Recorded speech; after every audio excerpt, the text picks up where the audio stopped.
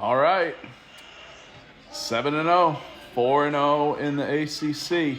I usually wait a little bit longer for recaps so I can simmer my thoughts down, especially since we've had a lot of encouraging victories lately. Just my blood pressure gets all high and my autistic self goes crazy. So, if you care about listening to a loser like me, here's my recap of the Duke game, which we won 27-18.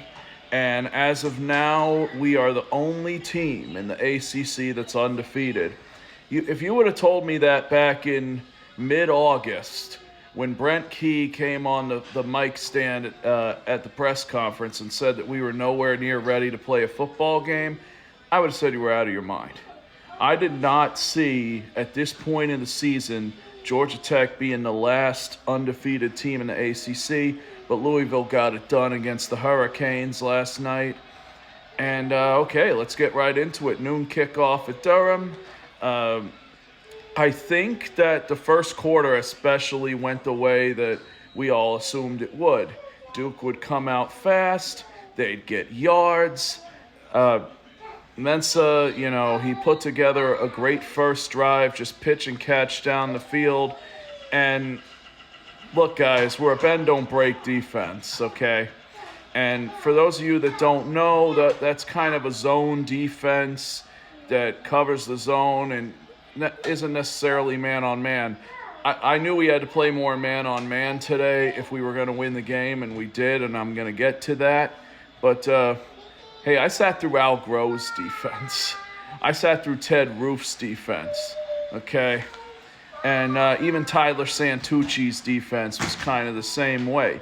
So Blake Gideon kind of continues that tradition at Georgia Tech of bend, don't break defense, meaning we're going to let you get yards but not the end zone. And that's exactly what happened on the first offensive drive. They were down at the 4, and I don't know who poked it out, but I think Mensa put the ball on the turf, and Omar Daniels was there, scooped it up, and ran the length of the field for the opening touchdown.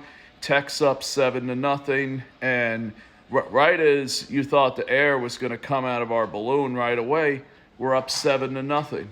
And even though the offense really struggled to score like a pickup truck stuck in mud, we just could not move a freaking inch against the Duke defense. They did create havoc for Kane early, and I was expecting that. We were still ahead on the scoreboard. Duke muffed a field goal, and it looked pretty promising. They did tie it right before halftime, and you kind of knew that was going to happen. Mensa, found his receiver, and it was 7-7 going into half. And that was when I saw the offense start to open up. King got to midfield and then found Isaiah Canyon right at the end of the half. And if he would have just had quicker feet to get out of bounds and preserve 1 second, I think we go up 10-7 at the half. But that's not how it went, so moving on. The third quarter was like going to the dentist's office when you're a kid. A lot of pulling teeth, a lot of just drilling down the field. Duke took a 10-7 lead, and then Aiden Burr tied it up, and then later hit another one to take the 13-10 lead. I love the kid's confidence. I have to say, rare that I say this about a kicker, but Aiden Burr is one of my MVPs for this season. I've seen the growth in this kid. I've seen how he ups his kicking game. I have the utmost confidence in him. And I haven't had this much confidence in a kicker probably since, like, Scott Blair. I mean, Buck kicker, Bucker. Bucker, too, kind of took a while to get going. Like, after that 53-yarder at Sanford Stadium, he became a legend. But before that, he was kind of hit and miss, and Burr is, too. I'm glad he did not let that blocked field goal last weekend get the best of him. and he came out today and he nailed 3 field goals, really helped us out in the ball game. Or no, wait a minute, two field goals. So we're up 13-10, going into the fourth. It was either going into the fourth quarter or right at the beginning of the fourth quarter. And that was when Duke kind of started to beat themselves. They had a lot of bad penalties in this one. So in a way, I almost felt like Duke's beating themselves. So I'll take it all day long. Don't get me wrong, but Duke beat themselves on some of these penalties, a holding call, and the drive of the game, though. The drive of the game, when Jordan Vandenberg stopped Mensah and Shepard and Anderson Castle at the goal line to force a field goal. That right there was when the momentum started to shift in our way. And, of course, we were only up 13-10 in the fourth quarter, kind of on pins and needles, until our offense started going. Haynes found some open receivers over the middle. He found some unsung heroes of the offense I need to give a shout-out to.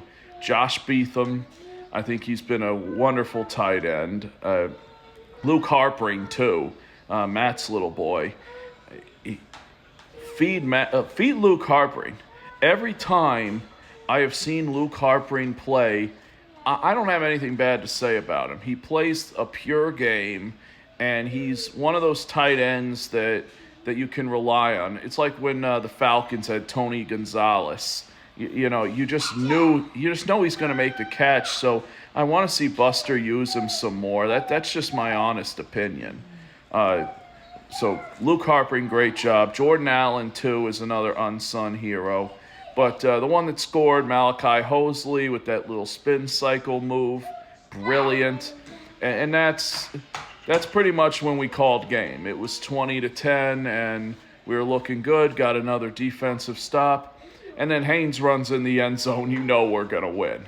And I was glad that the game turned out that way, because I was like, this better not come down to a game-winning field goal or a big fourth down stop, because that was exactly what it was looking like throughout the course of the game. Kelly Quinlan just posted Brent Key's post-game press conference. I was trying to get it out before that. I think I'm going to beat Caudell and Schaefer this time. But no, it's not a competition. I just want to get this out as quickly as I can. So we're 27-10, and then Duke scores a garbage time touchdown and a 2-point conversion, and we go 7-0 for the first time since 1966. And just so that y'all know how long that's been, that was the year my mom was born. So it's been a long time since we started a season 7-0. And that's kind of the goal of this team, is to never stop reaching for higher goals.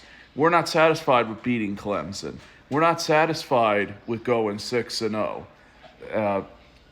We're not satisfied with even winning at Durham. None of this is our goals. Our goals is to aim higher, get better, work on our craft, keep fighting. And that's what I love about this team, is that we're not a perfect team by any means. I think gone are the days of the teams that were around when I was a little kid, like the 2001 Miami Hurricanes and the 2003 USC Trojans that never seemed to miss a beat. They were just perfect throughout the course of the season. But, I just keep I have a Remember the Titans feel about this team. Y'all remember that movie? How Denzel Washington's just like, we'll strive for perfection in every aspect of the game. I think Brent Key is a lot like that. He pushes for the best. And I have utmost respect and admiration for this team. Haynes always knows how to put the team on his back and get a W. And, on to Syracuse. I will be there in my seat, section 213, row 1, right behind Calvin's name. Come and see me if you give a darn. Go Jackets.